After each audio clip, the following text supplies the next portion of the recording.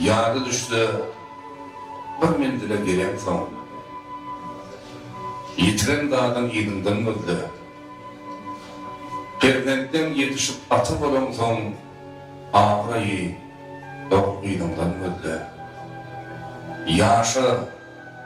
Yaşını kalonda beslen, kanatın gecil mi, uçmun perzayla, ağzınam kanadayma, kıptade ister, berekedi, ön gücü ağından öldü.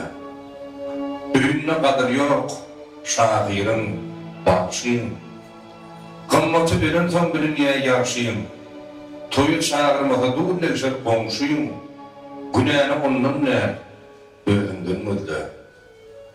Zencel meseleni çözmekte terdi, kerbaşı telpekli ıgrarlı erdi, kasılın pes olsa, güyü günahkardan, sevgilliği tomtomdan, yarından öldü.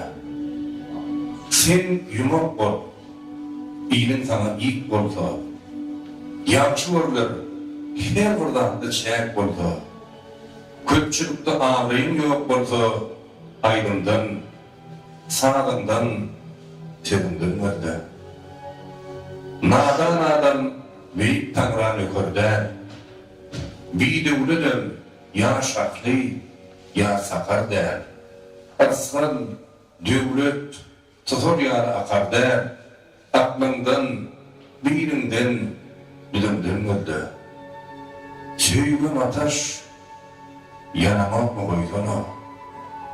Söyleyecek olsam meşgul kimin söysene?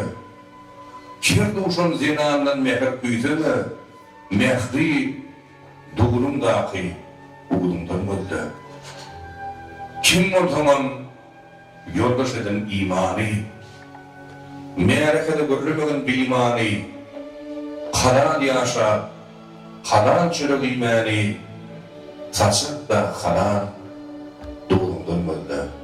Onu İdar Muhammed Şan konsertimizin şu yerinde kahramur, onun üstünde diyen bir oğudan aydınma, şunu ben dua mesele yerler şu, hoşluğun olmadan. Taş ne?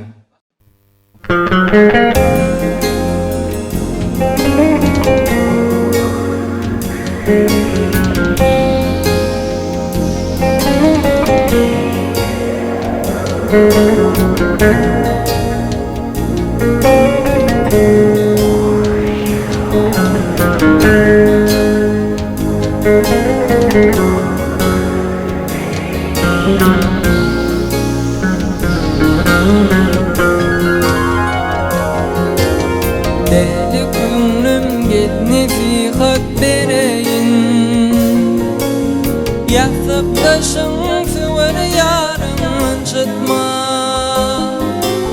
Pindim alsın akıl sana bereyin, keveninin karı atağın çıtma.